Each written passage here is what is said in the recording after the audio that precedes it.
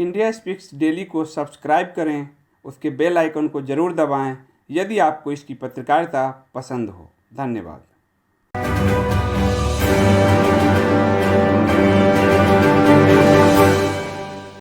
Good afternoon, everybody. Welcome to India Speaks Daily. The anti-CAA protests, that is the Anti-Citizenship Amendment Act protests, have become largely peaceful now. Of course, with the exception of the state of Uttar Pradesh, where violence, unfortunately, is still happening, is still going on. But a consistent feature of these protests, a consistent pattern rather, that has emerged throughout these protests is the fact that the police has been increasingly portrayed as a villain by the public, by the left liberal media, as well as by various opposition political parties, including the Congress and the left.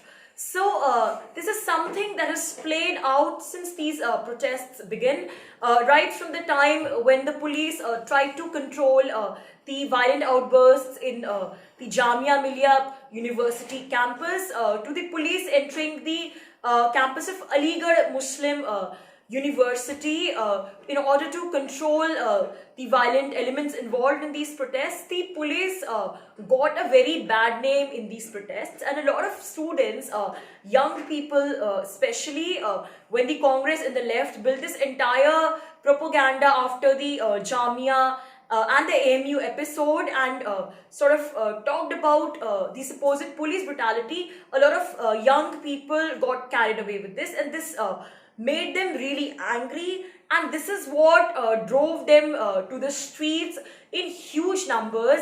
And a lot of them, by their own confession, were not really protesting against the Citizenship Amendment Act as such, but they were angry about the atrocities that the police, according to them, committed on the innocent students, and they wanted to protest against police brutality in the case. So this is how the Congress and the left completely exploited the situation by creating this sort of black and white narrative of us versus them, by creating this narrative of police being them, that is the perpetrators, the oppressors, and us being the innocent citizens, and the police, the them, the they, is stealing, is sort of taking away their right to peacefully protest.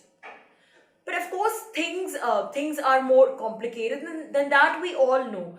One cannot evaluate the role of police in this simplistic paradigm of us versus them. It cannot be so simplistic and a black and white situation.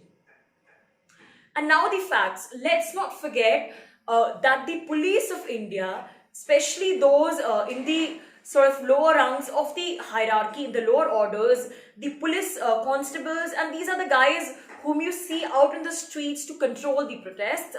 They work under very dismal, under very abysmal basic conditions.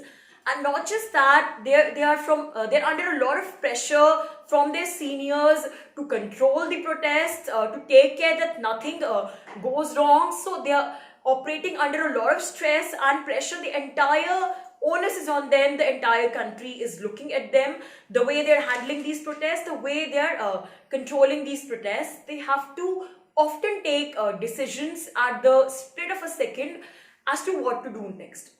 And let's not forget, if the scenario during the anti-CAA protests had been different, imagine if something really major had happened, like a bomb blast or something, killing thousands of people at one go, then the entire nation, the left liberal media, the opposition parties, everybody would have also blamed the police for that. And the police would have suffered even a worse backlash. So the police has sort of become a scapegoat for everybody. The police has become a scapegoat for the citizens of India, for the people, for the general people, that is, for the left liberal media, and for everybody. And nobody is sort of trying to understand the kind of situations, the kind of pressures that the police is actually working under, and the police is being completely demonized. And in India, it's been a classic ploy deployed by the Congress and especially the left to sort of paint the police in a negative picture, to criticize the role of the police and the armed forces of India in literally everything, right from the situation that was in Jammu and Kashmir to the situation in Manipur, to what was happening pretty recently and is still happening in various parts of India vis-a-vis the anti-Citizenship Amendment Act protests. So it's been the classic ploy of the opposition parties and the left liberal media to criticize the police and make the police into a scapegoat. The reasons are obvious. By doing so, they want to strengthen their vote banks, as by portraying the police in a negative light, they want to come across in front of the people like they're really concerned about the people, and they want to sort of portray a very positive social image of them in front of the people, and that's why it becomes very easy to do this via criticizing the role of the police. Now, even in the cases of increasing crimes against women, the police again is criticized. The police is called names by the public. The public through media hurls abuses at police. That the police is not doing its job properly. It is portrayed as inefficient and corrupt, and basically the entire blame is sort of left on the police, without really investigating the kind of conditions they work in. So one has to present a balanced and a just argument in which, if one is criticizing the role of the police, then it cannot be done in an irrational manner. Police is not a slave of the people. So one has to really evaluate, look at both the sides of the situation, also analyze the kind of conditions in which police is working before making such generalized statements. Now, pretty recently, world-famous author Arundhati Roy, who was speaking at Delhi University, made this really controversial and made these really shocking remarks about the NPR, the National Population Register that is planned, as well as the role of the police in handling the CAA protests. So Arundhati Roy basically literally instigated students and told them to not give their real names, not to disclose their real identities when the government people come to collect their data for NPR. And she even sarcastically said that just say that you are Ranga Billa or something, but don't reveal your real identities. And if this wasn't atrocious and silly enough, she further went on to say rhetorically that we are not here to take police's bullets, we are not here to take the lathis of the police. Now, such an irresponsible comment by a leading author is not just unfortunate, but is also shows that how shameless and how blind is the greed for power and fame, that the people of this stature do not mind making such irresponsible and such insensitive comments about what the government is doing, irrespective of which political party is at power.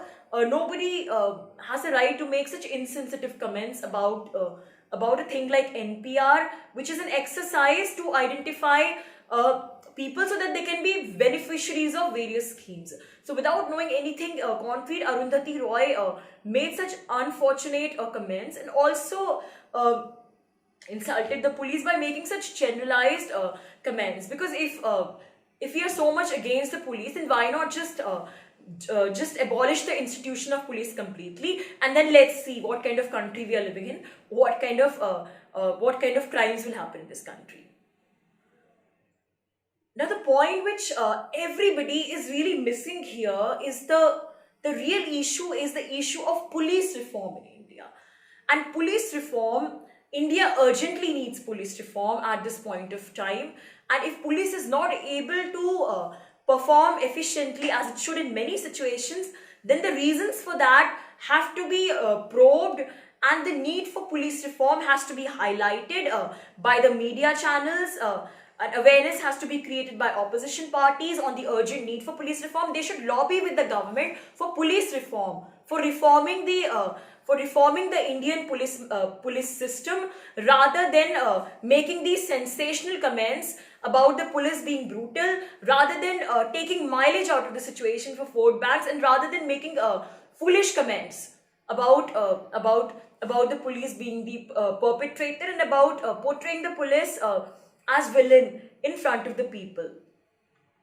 So the Indian police, and there are several organizations like the Commonwealth Human Rights Initiative, for example, which have talked about the importance of police reform in India, and they've also sort of quoted data and facts to substantiate this, to support this. So India definitely needs to sort of start a debate on police reform, because, as I said, the police, especially those who work in the lower orders of the hierarchy, work under very difficult conditions, work under poor infrastructure, and they work for long and grueling schedules without any pay, without any holidays, that is, and without a very good pay also. And to top it all, the people, the eyes of everybody, including the media, the people, the opposition, everybody's on them, and they're constantly being demonized and portrayed as a demon. So we need to really concentrate on police reform. And just to give you some quick facts before I wrap up on the need for police reform in India. To begin with, the police population ratio in India is low as compared to the UN designated ratio. It's 192 policemen per lakh population, while the UN designates it to be at least 222 policemen per lakh population. So of course this the lower numbers then sort of overburden the existing police force, which in turn affects the efficiency of the police. Then similarly, when it comes to weaponry, the Indian police is still using outdated weapons, and according to the Comptroller and Auditor General, the CAG report, it had highlighted that the force continues to depend on outdated and unserviceable weapons. So this is something that needs to be addressed urgently as a part of police reform measures. Then police mobility is another issue.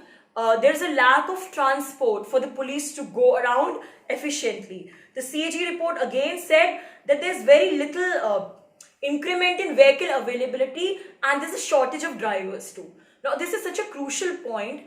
If the transport network is lopsided, then how is the police supposed to function efficiently, reach the crime spot all of a sudden, and to prevent crimes from happening? Then another problematic area relates to the communication network.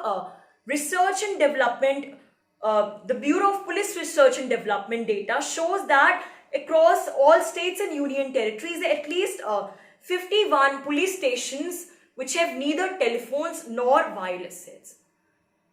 So just imagine the kind of conditions that the Indian police works to. Then there are many things to go on and on. There's a shortage. There's a shortage of housing facilities for the police force to accommodate the increased police strength across the country. Then the recruitment process also needs a revamp. The police recruitment is still carried out by the centuries-old police recruitment process. So basically, and the budgetary allocation to the police is also very less, not up to the mark. So basically, a lot of factors there, and we cannot talk about all of them here. But the point to be noted here is, and which is why this issue I'm bringing forth, is that everybody, the public, the media, everybody needs to talk about the need for police reform and the anti-CAA protests instead of or any other incidents for that matter, instead of politicizing it for talking about, for criticizing the role of the police, for portraying the police as a villain. We need to really understand the kind of conditions that the police is working through. We need to understand that violence, that if there is violence by the citizens, then police will of course take a step. Having police doesn't mean that police will take care of people who are committing violence. The police is there to take care of peaceful people and to make sure that violence is not committed on them. But if people are getting violent, then police has to, and police will take some sort of action, because if they do not take any action and something worse happens, then also you and I will criticize the police.